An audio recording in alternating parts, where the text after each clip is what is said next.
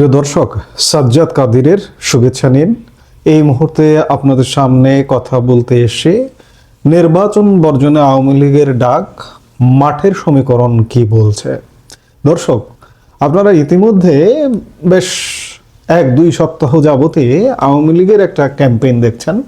আমি যদি বলি যে গত 22 জানুয়ারি থেকে এই নির্বাচনী প্রচার শুরু হয়ে গেছে, ঠিক তখন থেকে আমি ওই সময় একটা ভিডিওতে বলেছিলাম যে অন্য দলগুলো প্রচারে নামছে আওয়ামী লীগও, কিংবা আওয়ামী লীগ প্রধান শেখ হাসিনাও তার বিভিন্ন অডিও বক্তব্যে বলেছেন নির্বাচন বর্জনের কথা, কিংবা তার পুত্র সজীব জয় বিভিন্ন বক্তব্যে বলেছেন এই নির্বাচন বর্জনের কথা। গতকাল আওয়ামী লীগ তাদের অফিসিয়াল ফেসবুক পেজে সুস্পষ্ট একটি বার্তা দিয়ে এই নির্বাচন বর্জনের আহ্বান জানিয়েছে। সেই আহ্বান বার্তার শিরোনামটা এমন যে জাতির সঙ্গে বেইমানি ও প্রতারণাপূর্ণ নির্বাচন বর্জনের জন্য দলীয় নেতাকর্মী, সমর্থক, সর্বোপরি দেশবাসীর প্রতি বাংলাদেশ আওয়ামী লীগের আহ্বান। এখন প্রশ্ন হচ্ছে যে এই আহ্বানটা কতটুকু কার্যকর হবে, আমরা সেটি এই আলোচনায় দেখতে চাই। বাংলাদেশের রাজনীতি এখন এক চরম সন্ধিক্ষণে। আগামী কয়েক ঘন্টা পর মানে 12 ফেব্রুয়ারি নির্বাচনকে কেন্দ্র করে রাজপথ থেকে শুরু করে সামাজিক যোগাযোগ মাধ্যম সবই এখন উত্তপ্ত। ঠিক এই মুহূর্তে বাংলাদেশ আওয়ামী লীগ দেশবাসীর প্রতি এক বিশেষ আহ্বান জানিয়েছে। তারা এই নির্বাচনকে জাতির সঙ্গে বেইমানি এবং প্রতারণাপূর্ণ হিসেবে আখ্যা দিয়ে দেশবাসীকে ভোট বর্জনের ডাক দিয়েছে। কিন্তু প্রশ্ন হচ্ছে, এই বর্জন কি আদৌ কার্যকর হবে? আওয়ামী লীগের এই কঠোর অবস্থান কি নির্বাচনের গ্রহণযোগ্যতাকে প্রশ্নবিদ্ধ করতে পারবে?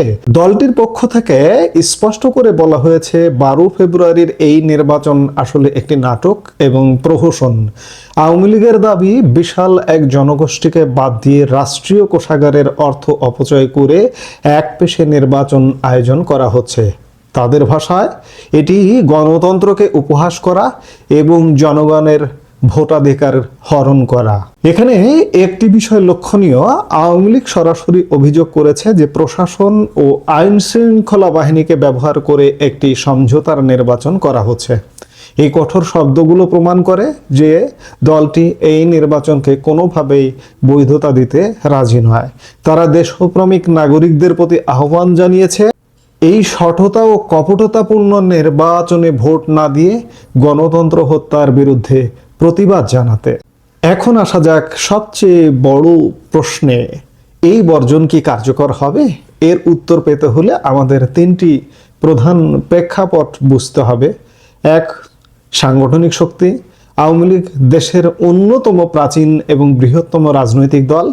তাদের তৃণমূল পর্যন্ত বিস্তৃত নেটওয়ার্ক রয়েছে। যখন একটি দল আনুষ্ঠানিকভাবে ভোট বর্জনের ডাক দেয় এবং তাদের নেতাকর্মীরা মাঠে সক্রিয় থাকে, তখন সাধারণ ভোটারদের ওপর একটি মনস্তাত্ত্বিক প্রভাব পড়ে খুব স্বাভাবিকভাবে। আওয়ামী লীগ সরাসরি কার্যক্রমে নেই, কিংবা সাংগঠনিকভাবে নিজেদের প্রদর্শন করার মতো শক্তিতে নেই। কিন্তু আপনি কি মনে করেন আওয়ামী লীগ মারা গেছে? আওয়ামী লীগ বিলীন হয়ে গেছে জামাতে, বিএনপিতে? মোটেই নয়।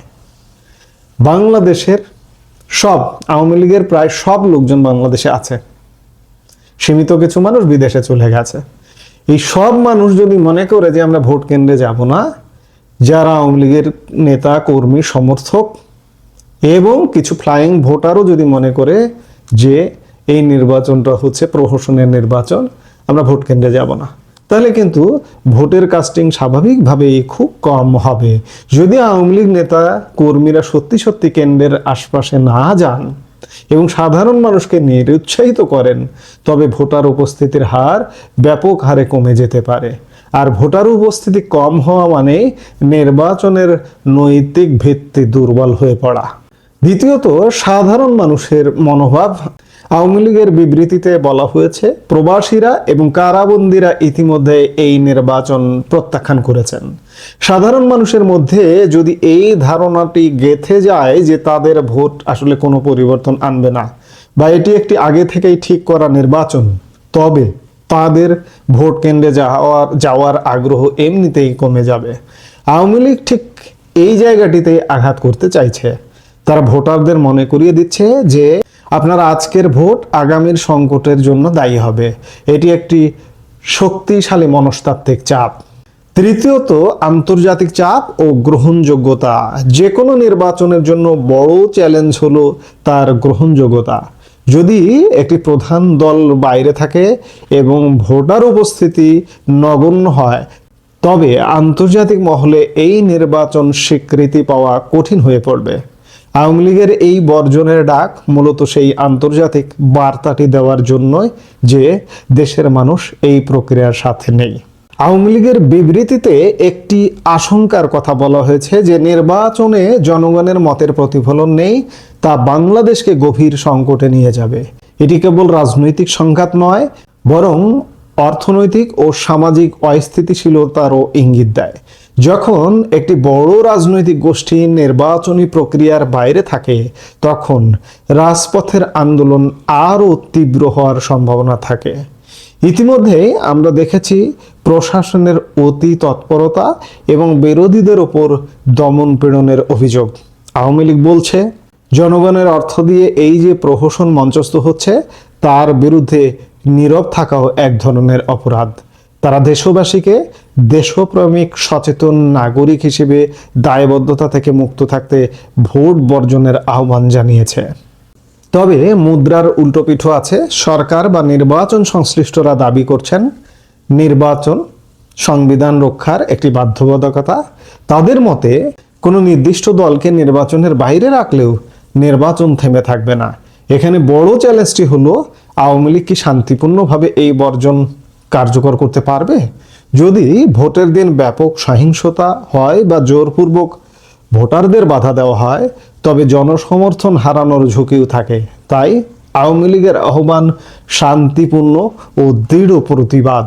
তারা চাইছে মানুষ যেন স্বতঃস্ফূর্তভাবে ঘরে থেকে এই ব্যবস্থাকে প্রত্যাখ্যান করে।